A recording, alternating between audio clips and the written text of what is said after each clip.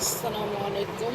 আজকে আমি আপনাদের রান্না করে দেখাবো পেঁপে দিয়ে ট্যাংরা মাছ দিয়ে ঝোল। তার জন্য আমরা প্রথমে চুলায় ডেকচি দিয়ে দিব, তার মধ্যে তেল দিয়ে একটু পেঁয়াজ দিয়ে দিব, তার মধ্যে পেঁয়াজ বাটা দিয়ে দিব, আদা বাটা, রসুন বাটা সবগুলো একসাথে দিয়ে দিব।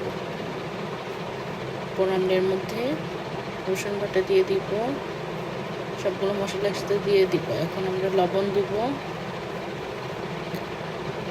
মরিচের গুঁড়া দিব, হলুদের গুঁড়া, ধনিয়ার গুঁড়া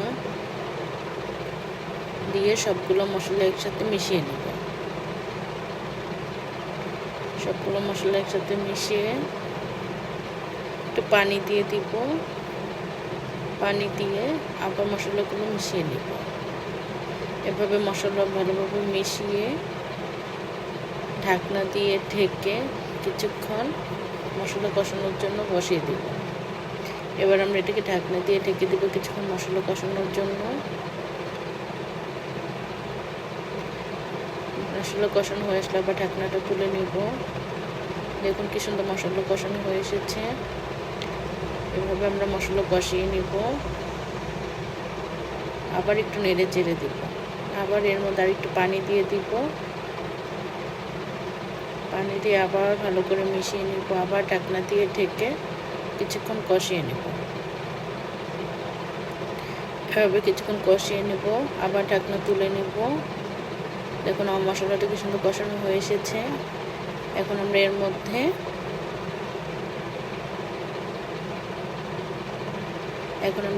পেঁপে দিয়ে দিব। মশলার মধ্যে পেঁপে দিয়ে দিব। পেঁপে দিয়ে মশলার সাথে ভালোভাবে মিশিয়ে নেব। যেহেতু এটা আমি পেঁপে দিয়ে ট্যাংরা মাছের ঝোল করবো, ওই জন্য এটাকে ভালোভাবে মশলার সাথে মিশিয়ে নিতে হবে। এভাবে মিশিয়ে আবার পানি দিয়ে দেব। পানি দিয়ে মশলা দিয়ে মিশিয়ে নিব।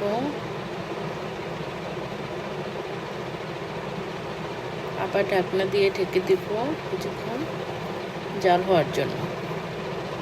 জাল হয়ে আসলে আবার ঢাকনাটা তুলে নিব। দেখুন পেঁপেটা কি সুন্দর রান্না হচ্ছে, কষানো হচ্ছে পেঁপে মশলার সাথে সুন্দর মতো। দেখতে খুব ভালো লাগছে, আশা করি খেতে অনেকটা ভালো লাগবে। আবার এর মধ্যে পানি দিয়ে দিব। পানি দিয়ে মশলার সাথে পেঁপেগুলো ভালোভাবে মিশিয়ে নেব। ভালোভাবে মিশিয়ে নিব।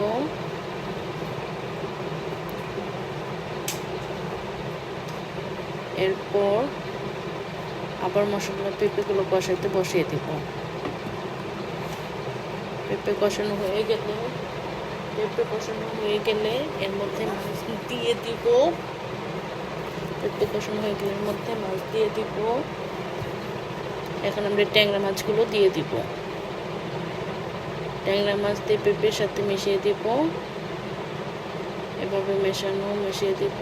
পেঁপে ট্যাংরা মাছের সাথে জাল করে নেব। এবার এর মধ্যে কাঁচামরিচ দিয়ে দিব। কাঁচামরিচটা পছন্দ মতো যে যেমন খেতে পছন্দ করে সেরকম দিয়ে দিবেন। এখন ঢাকনা দিয়ে ঢেকে দিব। পানি দিয়ে ঢাকনা দিয়ে ঢেকে দিব কিছুক্ষণ রান্না করার জন্য। এবার ঢাকনা দিয়ে ঢেকে দিব। এবার রান্না হয়ে এসে তুলে নেব। দেখুন আমার ট্যাংরা মাছ পেঁপে দিয়ে ঝোল হয়ে এসেছে। দেখতে কতটা সুন্দর লাগছে। আশা করি খেতেও ভালো লাগবে। আপনারা এভাবে করে খাবেন, আশা করি ভালো লাগবে।